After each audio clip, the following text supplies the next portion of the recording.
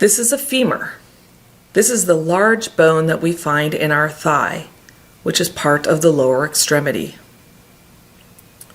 Let's start with the proximal end of the femur. This large ball-shaped part of the bone is called the head of the femur. If you look closely on the head of the femur, you will see that there's a depression in this head of the femur. This depression is called the fovea capitis.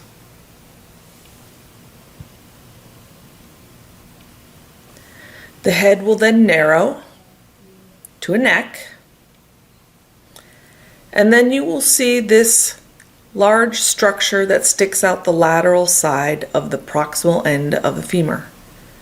This structure is called the greater trochanter. If we turn the bone over and look at the posterior view of the bone, you will see this part that sticks out distal to the head. This part that sticks out is called the lesser trochanter. Lateral to the lesser trochanter, you will see a structure or a rough spot right on this side called the gluteal tuberosity. The gluteal tuberosity is where your gluteus muscles attach to the femur.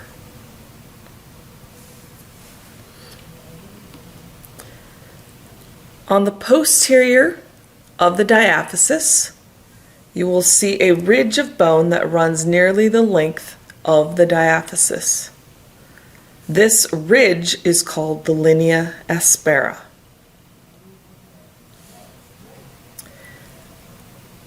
We're now going to focus on the distal end, and we're going to turn it over so we can look at the anterior of the bone again. At the very end of the femur, you will see these smooth, rounded surfaces. The smooth, rounded surfaces are called the condyles. The one on the head side is called the medial condyle. The one on the greater trochanter side is called the lateral condyle. Sticking out from the sides, just proximal to the condyles, are the epicondyles. Again, this is the medial side of the bone, so this is the medial epicondyle. And over on this side is the lateral epicondyle. On the anterior, you will see this is where the patella should be located. So we call this the patellar surface. If we turn it over to the posterior, you will see between the two condyles there's this large depression. This is the intercondylar fossa.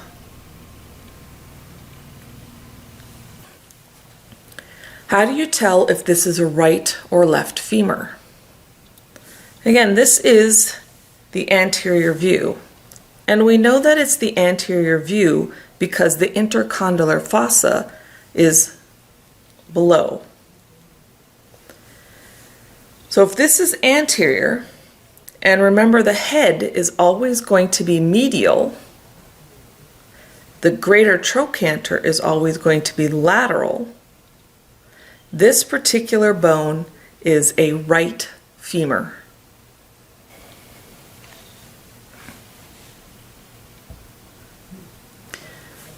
Compare that with this bone.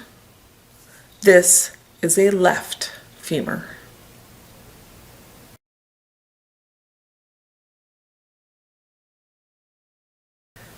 This is a patella. The common name for this is your kneecap. This is the anterior surface of the patella, and if we turn it over, you can see the surface where it will interact with the femur. How can we tell whether or not this is a right or left patella. The easiest way to do this is to put the patella down on the table like this with the anterior surfaces up and the point of the patella facing away from you. You'll notice that the patella then leans to one side. That is the side that this patella belongs to. This particular patella is a left patella.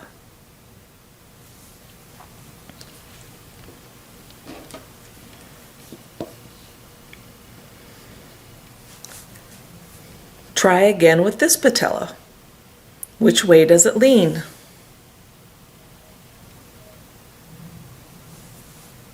This is a right patella.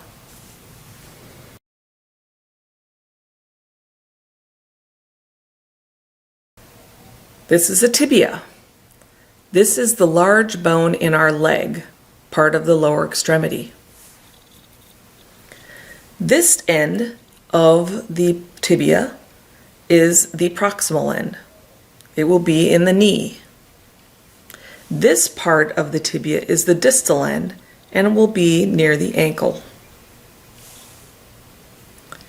At the top of the tibia, you will see that there's two smooth surfaces. These surfaces are the condyles. They are called the medial condyle and the lateral condyle. So again, medial condyle, lateral condyle. In between the two condyles, you will see that there is this portion of the bone that projects superiorly. This portion of the bone is called the intercondylar eminence.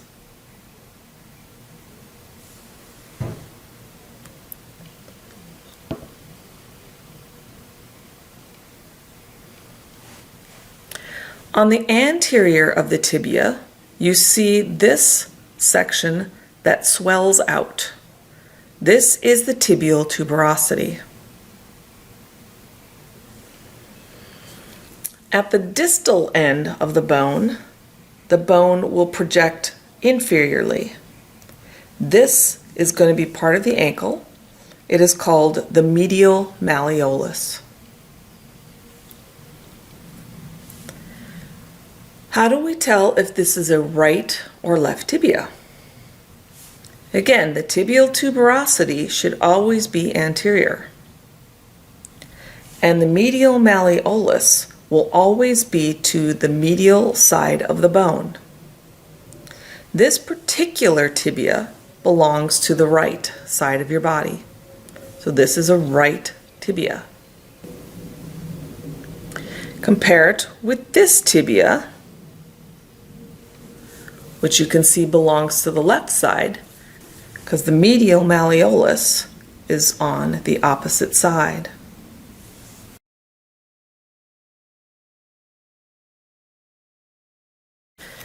This is the fibula, the smaller bone in the leg.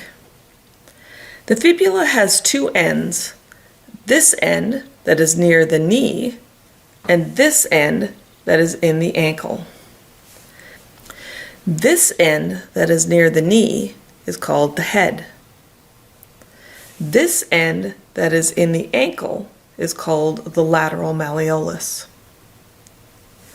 I know that by looking at this side of the bone and identifying this divot in the end of the bone. This divot is called the malleolar fossa. The malleolar fossa is always found at the lateral malleolus end. We will also use this fossa to identify whether or not this is a left or right fibula. The malleolar fossa should always be towards the inside of your body, or medial.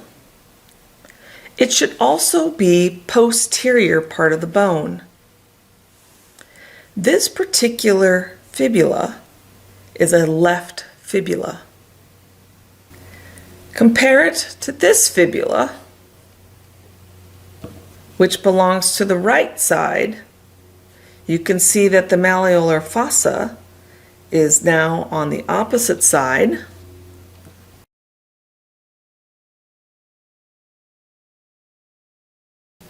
This is a right foot. In the foot, there are 7 bones found in the ankle and posterior portions of the foot. Those bones are called tarsals. The large tarsal that you find in your heel is called the calcaneus. The tarsal that will form the ankle joint is called the talus. This bone, which they thought was shaped like a boat, they call the navicular. This bone they think looks somewhat like a square or a cube, so they call it the cuboid.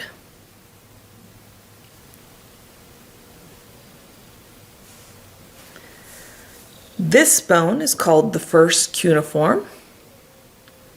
This is the second cuneiform, and this is the third cuneiform.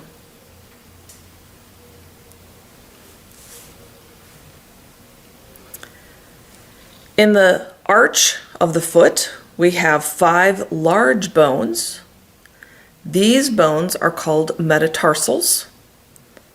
Like the hand, they are numbered 1 through 5, starting with the big toe and working your way through to the small toe.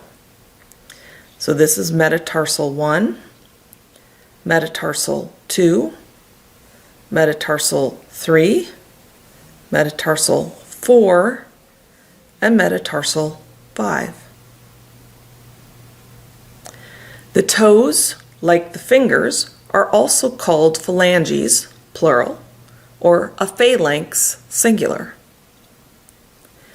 You have proximal phalanges, proximal phalanx 1, proximal phalanx 2, proximal phalanx 3, proximal phalanx 4, and proximal phalanx 5. The big toe does not have a middle, so we have middle phalanx 2, middle phalanx 3, middle phalanx 4, and middle phalanx 5. And then we have distal phalanx 1, distal phalanx 2, distal phalanx 3, distal phalanx 4, and distal phalanx 5.